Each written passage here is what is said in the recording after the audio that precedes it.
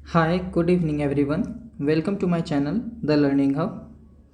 आज हम लोग छठे चैप्टर का कंप्लीट ऑब्जेक्टिव देखने वाले हैं जो 2025 के एग्ज़ाम के लिए बहुत इम्पॉर्टेंट रहने वाला है। माफ़ करना, पिछले क्लास में मैं इसे कंप्लीट नहीं करा पाया। रीज़न था कि भाई इंटरनेट सही नहीं चल रहा था, थोड़ा सा टेक्निकल इशू आ गया था, जिसके कारण से मैं पिछले क्लास को कंटिन्यू नहीं कर पाया। मैं वो सेम क्लास आज मैं रिकॉर्डेड मोड पर, ठीक है, डाल दे रहा हूँ आपके लिए। आपको अगर आता है इसका आंसर तो आपको कमेंट में इसका आंसर करना है, सही गलत जैसे भी आता है आपको ट्राई करना है। ये आपका प्रैक्टिस क्लास है, ऐसा नहीं है कि आप ओरिजिनल एग्ज़ाम में बैठे हैं और आपका मार्क्स कम आ जाएगा। ठीक है, गलत भी होता है तो कोई बहुत बड़ी बात नहीं है, आपको कमेंट करना चाहिए। आप सेशन के साथ बने रहो, आपको धीरे धीरे एहसास होगा कि जब मैं 1 बाय 1 करके सारा जितना भी इसमें चैप्टर्स है आपका हिंदी में, चाहे वो स्टोरी पार्ट से हो या पोयम पार्ट से हो, ठीक है, मैं कंप्लीट करा दूंगा। इसके बाद आपको महसूस होगा जब मैं सब मिक्स करके ऑब्जेक्टिव लूँगा प्रीवियस ईयर का, तब आपको महसूस होगा कि हाँ, ये जो मैंने सेशन अटेंड करा है ये बहुत फ्रूटफुल रहा है। ठीक है, चलो इसी तरह मैं केमिस्ट्री का भी सेशन ला रहा हूँ, जिसमें वो एक मॉक टेस्ट की तरह होगा, जहाँ पर आपको बस जिस टीचर के पास आप पढ़ रहे हैं उस टीचर के नोट्स को एक बार रिवाइज कर लेना है। चैप्टर वाइज चैप्टर आपको वो प्रोवाइड किया जाएगा। ठीक है, उस नोट्स को रिवाइज करना है। जितने टाइम आप वीडियो को देखोगे, क्लास अटेंड करोगे मेरा द लर्निंग हब पर, इस चैनल पर, भाई उतनी बार आपको उस चैप्टर का नोट्स रिवाइज मारना है। ठीक है, चलो बाकी बात बाद में करेंगे। ठीक है, मैं क्लास आगे बढ़ाता हूँ। सबसे पहले एक रिक्वेस्ट होगा कि जल्दी जल्दी से पहले शेयर कर दो। ठीक है, अपने जो भी दोस्त हैं, फैमिली मेम्बर्स हैं जो 12th क्लास में हैं और इस बार 2025 में वो एग्ज़ाम देने वाले हैं, उन सब के पास ये सेशन शेयर कर दो। ये उनके लिए बहुत इंपॉर्टेंट रहने वाला है। महसूस नहीं होगा जब आप मेरे पास पूरा चैनल पे पूरा का पूरा चैप्टर्स कवर कर लोगे, तब आपको ये बात महसूस होगा कि ये सेशन कितना महत्वपूर्ण रहा है हमारे लिए। ठीक है, आप इससे, मैं आपको इस बात का आश्वासन देता हूँ, श्योर करता हूँ इस बात के लिए कि भाई आपका नंबर अच्छा आने वाला है इस साल के 2025 के बोर्ड एग्ज़ाम में। ठीक है, तो बी श्योर, एकदम बस टिके रहो। आप ठीक पढ़ रहे हो, नोट्स रिवाइज करते रहना है और प्रैक्टिस सेट लगाते रहना है। ठीक है, प्रैक्टिस बहुत इंपॉर्टेंट है। जितना पढ़ना था आपने 8 महीना पढ़ लिया। ठीक है, 8 महीना पूरा पढ़ लिया, सारे टीचरों ने मेहनत करा, स्टूडेंट ने मेहनत करा। अब बारी है उसको जांचने की कि हम कितना सही रास्ते पर हैं। ठीक है, चलो मैं सेशन आगे बढ़ा रहा हूँ। जल्दी से लाइक, शेयर और कमेंट, ये तीनों रुकना नहीं चाहिए। ठीक है, चलो सबसे पहले देखो, ये कवि परिचय है, मैं एक बार फिर से रिपीट मार दे रहा हूँ। ठीक है, इनका जन्म 1570 से 1600 के बीच में हुआ था, अनुमानित है। ये जन्म स्थान दक्षिण भारत में हुआ था। ये इनके जो माता पिता थे वो शैशव में पिता की मृत्यु हो गई थी, लोग शैशव में पहले रह रहे थे, और अकाल के कारण उनकी जो माता थी वो जयपुर राजस्थान में प्रवास कर गई अपने बेटे के साथ। बेटा बोले तो ये दिस नाभादास। ठीक है, क्लियर है। चलो इसके बाद थोड़ा सा और देख लो, थोड़ा और है ना। इनकी जो दीक्षा गुरु थे स्वामी अग्रदास थे, इसको अग्र अली भी कहते हैं, और शिक्षा इनकी गुरु की देखरेख में स्वाध्याय से हुई थी और सत्संग द्वारा ज्ञान अर्जन हुआ था। ठीक है, कृतियाँ इनकी कौन कौन सा काम था, सबसे इंपॉर्टेंट काम है भक्तमाला, इसके बाद है अष्टयाम। अष्टयाम ब्रज भाषा में था और ये एक गद्य था। ठीक है, चलो मैं, और हाँ एक ये इम्पॉर्टेंट है ना, गोस्वामी तुलसीदास के समकालीन थे। ठीक है, ये जो आप देख रहे हैं ये नाभादास जी, ये गोस्वामी तुलसीदास के समकालीन थे। बात क्लियर है। चलो अब आपके लिए ये पहला क्वेश्चन है।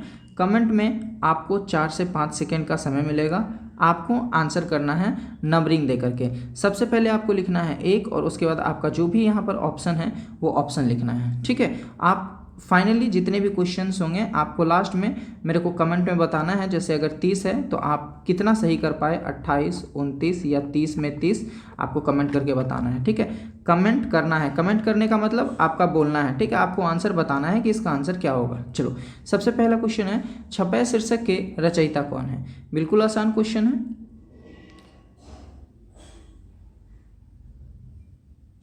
तो इसका सही आंसर हो जाएगा जो बच्चा ऑप्शन नंबर सी मार रहा है, बिल्कुल सही है। मैं इसी तरह आपको 4 से 5 सेकेंड का समय दूंगा, आपको कमेंट में आंसर करना है, ठीक है। चलो, नाभादास की कौन सी रचना है, इनमें से नाभादास की रचना कौन सी है? तो जो बच्चे ऑप्शन नंबर डी मार रहे हैं छपे, बिल्कुल सही है। ये दोनों बिल्कुल आसान आसान क्वेश्चन था, मेरे को नहीं लगता ये बहुत ज़्यादा टफ क्वेश्चन था, ठीक है। इतना तो बच्चा कर ही सकता है आंसर, है ना। थर्ड नंबर क्वेश्चन कह रहा है नाभादास किस धारा के कवि थे, ठीक है। निगुण धारा, सदगणपोष पासक राम भक्त धारा, सगुण धारा, या इनमें से कोई नहीं?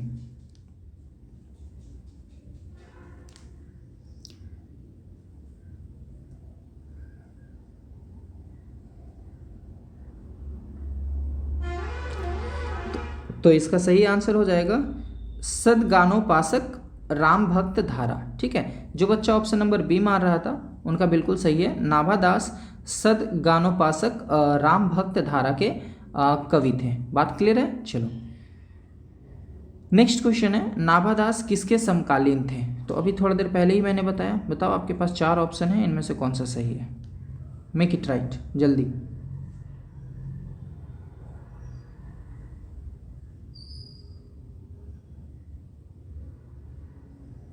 तो इसका सही आंसर हो जाएगा ऑप्शन नंबर सी, तुलसीदास। मैंने यही बताया था, देखो यहाँ पर सबसे पहले मैंने बात ही यहीं से शुरू करा था, है ना, कि गोस्वामी तुलसीदास के समकालीन थे आपके ये नाभादास, ठीक है।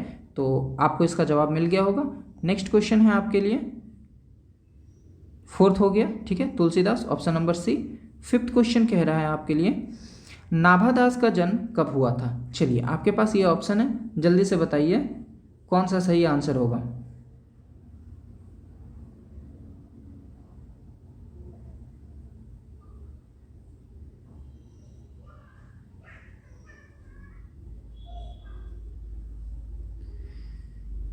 तो इसका आंसर भी बच्चों को मिल गया होगा, ठीक है, बहुत सारे बच्चे आंसर कर रहे होंगे। तो इसका 5th का सही आंसर हो जाएगा ऑप्शन नंबर बी, ठीक है। जो बच्चा ऑप्शन नंबर बी मार रहा है, अनुमानित डेट 1570, वो बिल्कुल सही है। नेक्स्ट है 6 नंबर, किसकी कविता को सुनकर कवि नाभादास सिर झुका लेते हैं? बहुत बढ़िया क्वेश्चन है।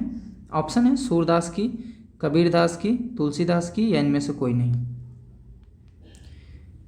जल्दी से आंसर करो। तो 6 का जो बच्चा ऑप्शन नंबर ए मार रहा है, बिल्कुल सही है, सूरदास की, ठीक है। मैं बहुत ज़्यादा समय नहीं दूंगा, वीडियो बहुत ज़्यादा लंबा करने से कोई फ़ायदा होने वाला है नहीं, जल्दी जल्दी से आपको आंसर करना है, ठीक है। कौन सी रचना नाभादास की है? सूरसागर, भक्तकाल, बिहारी सतसाई, या बीजक?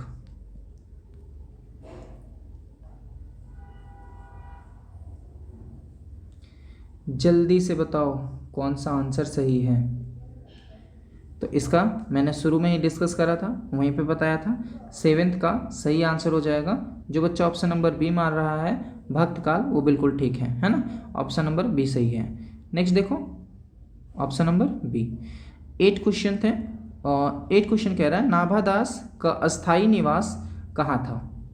नाभादास का अस्थायी निवास कहाँ था? वृंदावन, हरिद्वार, काशी, या इनमें से कोई नहीं?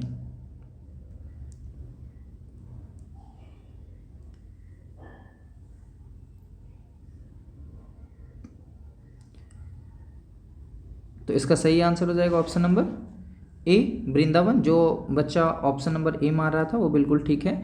नेक्स्ट क्वेश्चन की तरफ बढ़ते हैं। 9th क्वेश्चन कह रहा है समर्पण भक्तमाला में किस छंद की व्यंजना है? चौपाई की, दोहा, छपय, या कवित्त? संपूर्ण भक्तमाला में किस छंद की व्यंजना है? Question number 9th। जल्दी से कमेंट में आंसर बताओ, आपके पास सिर्फ 4 से 5 सेकंड है। तो इसका सही आंसर जो बच्चा ऑप्शन नंबर सी मार रहा है, छपय, वो बिल्कुल राइट है। नेक्स्ट क्वेश्चन नंबर 10th है। देखो, मैं यहाँ कोई आपको पढ़ाने नहीं आया, ये आपका टेस्ट है, आंसर आपको करना है, ठीक है। आप आंसर करेंगे, जानते हैं नहीं जानते हैं तो गलत आता है, आपको जो आता है उस हिसाब से आंसर करिए और मैं बाद में आंसर बताता हूँ, आप मैच कर लेना, ठीक है। इससे क्या होगा, बार बार आपका ये रिवाइज होते रहेगा, है ना। आप दोबारा 1 से 2 बार वीडियो देख लेते हैं तो आपको फिर इससे बाहर पढ़ने की ज़रूरत नहीं है। क्वेश्चन यहीं कहीं से एक आध क्वेश्चन रहता है, जो भी चैप्टर से, हर चैप्टर से 2-4 क्वेश्चन पूछा जाता है, वो यहीं से होगा, ठीक है। नेक्स्ट देखो, छपे कितनी पंक्तियों का छंद होता है। इट मीन्स ये सीधा सीधा पूछ रहा है, जो फर्स्ट पार्ट छपई था वो कितनी पंक्ति का था, ठीक है। छपे कितनी पंक्तियों का छंद होता है।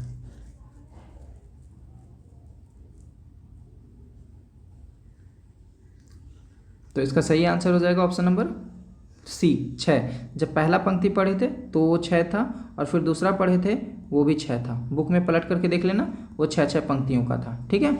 नेक्स्ट देखो, 11वां नंबर है, सूरदास के कवित्व को सुनकर सभी क्या करते हैं। सिर हिलाते हैं, भाव विभोर होते हैं, दुखी हो जाते हैं, या इनमें से कोई नहीं। उम्मीद करते हैं जो सेशन को रेगुलर देख रहे होंगे उनका आंसर सबसे पहले आ रहा होगा, मैं उनसे सबसे पहले आंसर उम्मीद करता हूँ, है ना। तो और जो पढ़ रखे हैं वो भी आंसर करेंगे, बिल्कुल करेंगे। आसान सा सारा क्वेश्चन है और सारा प्रीवियस ईयर का है, ठीक है। तो 11 का ऑप्शन नंबर जो ए मार रहे हैं वो बिल्कुल सही है, ठीक है। नेक्स्ट 12, सुर कवित्व सुनी कौन कवि में कौन सा अलंकार है।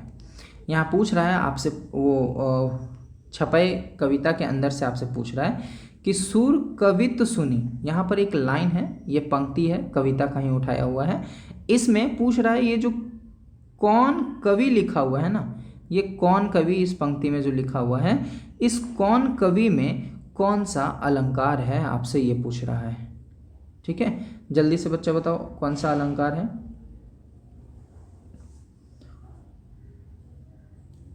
देखो मैं बता देता हूँ, इसमें जो बच्चा ऑप्शन नंबर डी मार रहा है वो बिल्कुल राइट है, अनुप्रास अलंकार है, ठीक है। क्वेश्चन नंबर 13 देखो, क्वेश्चन नंबर 13 कह रहा है कबीर किसमें भेद नहीं करते हैं, अमीर गरीब में, अच्छे बुरे में, गोरे काले में, या हिंदू मुसलमान में। जो बच्चे मेरे से पढ़े हैं वो भी इसका बिल्कुल सही आंसर करेंगे, उम्मीद करते हैं।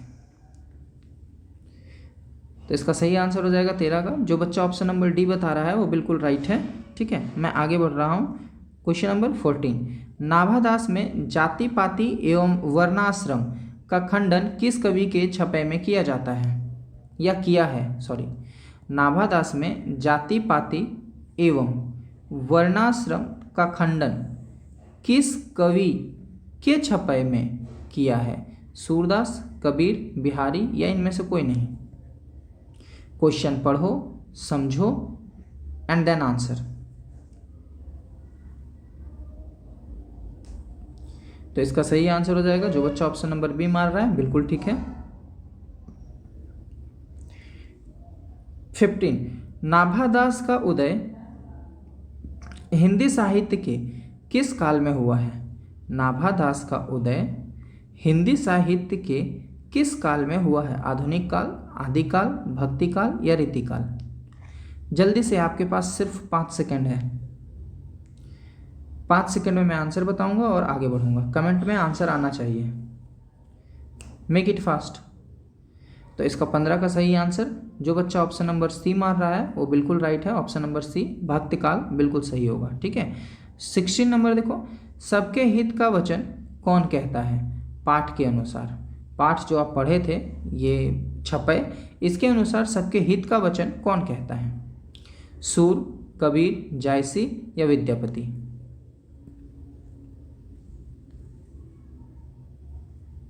तो 16 का राइट आंसर हो जाएगा। जो बच्चा ऑप्शन नंबर बी मार रहा है बिल्कुल सही है, कबीर, है ना। चलो आगे देखो। 17 कह रहा है कानी का अर्थ होता है। अब ये कानी का मतलब ये नहीं समझ लेना एक आंख वाला, एकदम ना, ऐसा बिल्कुल भी मत करना, ठीक है। कानी का मतलब एक आंख वाला नहीं होता। जल्दी से बताओ। तो इसका सही आंसर मेरे हिसाब से बच्चा कर दिया होगा, जिनको आता है बिल्कुल कर रहे होंगे, नहीं आने वाले से भी रिक्वेस्ट है वो आंसर करें। तो जो बच्चा ऑप्शन नंबर डी मार रहा है वो बिल्कुल सही है। यहाँ पर कहानी का तात्पर्य होता है विश्वास या प्रतीत। ठीक है, चलो नेक्स्ट देखो। नेक्स्ट क्वेश्चन है, नाभादास के दीक्षा गुरु हैं। शुरू में ही मैंने बताया था कि नाभादास के दीक्षा गुरु कौन है। ठीक है, 18 का जल्दी से आंसर करो। इसका आंसर आपको कमेंट में करना है, कमेंट में इसका आंसर बताना है। ठीक है, सब बच्चा जो सेशन देख रहा है सबको आंसर कमेंट में करना है। ठीक है, मैं नहीं बता रहा इसका, मैंने स्टार्टिंग में ही बता दिया है। चलो 19 देखो, भक्तमाल के रचयिता कौन है? कबीरदास, गुरु नानक, रैदास या नाभादास?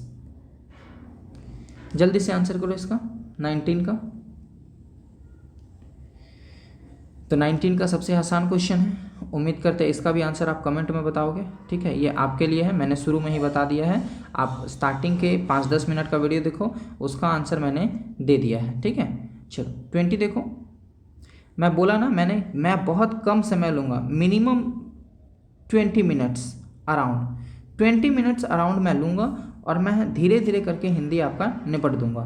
भक्त चरित्रों की माला है, इनमें से कौन है जो भक्त चरित्रों की माला है? मुंडमाल, पुष्पमाल, भक्तमाल या रत्नमाल? जल्दी से आंसर करो। जो बच्चा ऑप्शन नंबर ए के साथ जा रहा है बिल्कुल गलत है। जो बच्चा ऑप्शन डी के साथ जा रहा है वो भी गलत है। जो बच्चा बी के साथ जा रहा है वो भी गलत है। तो सही आंसर हो जाएगा ऑप्शन नंबर सी। क्लियर है? चलो नेक्स्ट देखो 21। नाभादास किसके शिष्य थे? भाई फिर से क्वेश्चन उल्टा करके पूछा है ना, अभी थोड़ा देर पहले ही बताए थे। 21 का आंसर बताओ, नाभादास किन के शिष्य थे? तो यहाँ सही आंसर हो जाएगा ऑप्शन नंबर सी, स्वामी अग्रदास के। 22। कबीरदास किस शाखा के कवि हैं? सगुण शाखा के, निर्गुण शाखा के, सर्वगुण शाखा के या इनमें से कोई नहीं? 22 का राइट आंसर, जो बच्चा ऑप्शन नंबर बी मार रहा है वो बिल्कुल ठीक है, निर्गुण शाखा के। कबीरदास निर्गुण शाखा के कवि हैं। ठीक है, 23 देखो, नाभादास किस काल के कवि थे? भक्ति काल के, रीति काल के, वीर गाथा काल के या भारतेंदु काल के? आंसर मेरे को जल्दी जल्दी चाहिए, आपका 5 सेकेंड खत्म होने को है। तो 23 का सही आंसर हो जाएगा ऑप्शन नंबर ए। जो बच्चा ऑप्शन नंबर ए मार रहा है बिल्कुल ठीक है। ठीक है, नेक्स्ट देखो 24। नाभादास की कविता किन 2 कवियों के बारे में है? ऑप्शन है जायसो एवं सूरदास, कबीर एवं सूरदास, सूरदास एवं तुलसीदास, तुलसीदास एवं कबीरदास। जल्दी से बताओ, ये तो बेहद आसान क्वेश्चन पूछा है भाई, अगर ये भी ना बता पाओ तो क्या ही बता पाओगे। इसका आंसर अगर आप पढ़े हैं तो मेरे को कमेंट में बताना। ठीक है, इसका भी आंसर आपको बताना है कमेंट में। बहुत आसान क्वेश्चन है। चलो ठीक है, मेरे हिसाब से मेरे को लगता है ये अब इस सेशन का लास्ट क्वेश्चन है। मैंने बहुत कम समय में आपको ये हिंदी का सेशन 6वें चैप्टर का ऑब्जेक्टिव कराया है, और इससे पहले ऑब्जेक्टिव से पहले मैंने आपको इसका एक्सप्लेनेशन का वीडियो भी दिया है। अगर आप एक्सप्लेनेशन का वीडियो नहीं देखे हैं तो एक बार जाकर के एक्सप्लेनेशन का वीडियो देख ले, क्वेश्चन वहाँ से भी रहता है और ऑब्जेक्टिव से भी रहता है। ठीक है, अगर आप ये दोनों कंप्लीट कर लेते हैं तो मेरा दावा है इस चैप्टर से आपका क्वेश्चन नहीं छूटने वाला है। 1 से 2 बार सेशन देख लो, आराम से समझ लो, आंसर देख लो कौन सा आंसर होता है नहीं होता है। आप कमेंट में बताओ कौन सा आंसर सही है कौन सा गलत है, तो आपका प्रॉपर रिवाइज हो जाएगा और बार बार इसको फिर पलट करके देखने की ज़रूरत नहीं होगी, इतना कॉन्फिडेंस बिल्ड हो जाएगा। ठीक है, चलो मैं अब हर दिन पॉसिबली 3 क्लास आपको दिया करूँगा। 3 क्लास बोले तो 1 क्लास मिलेगा आपको केमिस्ट्री का। ठीक है, केमिस्ट्री में ये आपका सेल्फ प्रैक्टिस होगा। ठीक ठीक है, जहाँ पर मैं आपको सिर्फ क्वेश्चन प्रोवाइड करवाऊँगा, आंसर आपको खुद बताना है। आंसर मैं जब लास्ट में बताऊँगा तो आप मैच कर लेना कि आपसे कितना बन पाया है। इसके लिए आपको आपका नोट्स तैयार रखना होगा और नोट्स रिवाइज करते रहना होगा।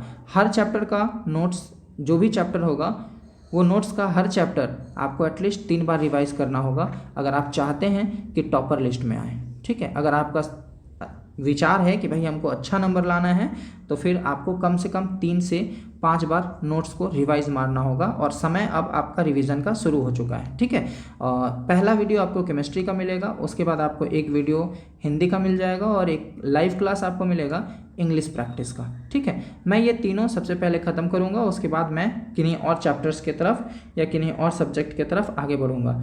उम्मीद करते हैं आपको मेरा मेहनत नज़र आ रहा होगा तो आप शेयर कर रहे होंगे। ठीक है, इसमें अगर आप शेयर में कमी करेंगे तो शायद आपका ऐसा हो सकता है कि क्लास रुक जाए। ठीक है, तो अगर आप चाहते हैं कि क्लास कंटिन्यू रहे तो शेयर होते रहना चाहिए। मिलते हैं हम लोग अगले क्लास में। आज के लिए बस इतना ही, बाय बाय।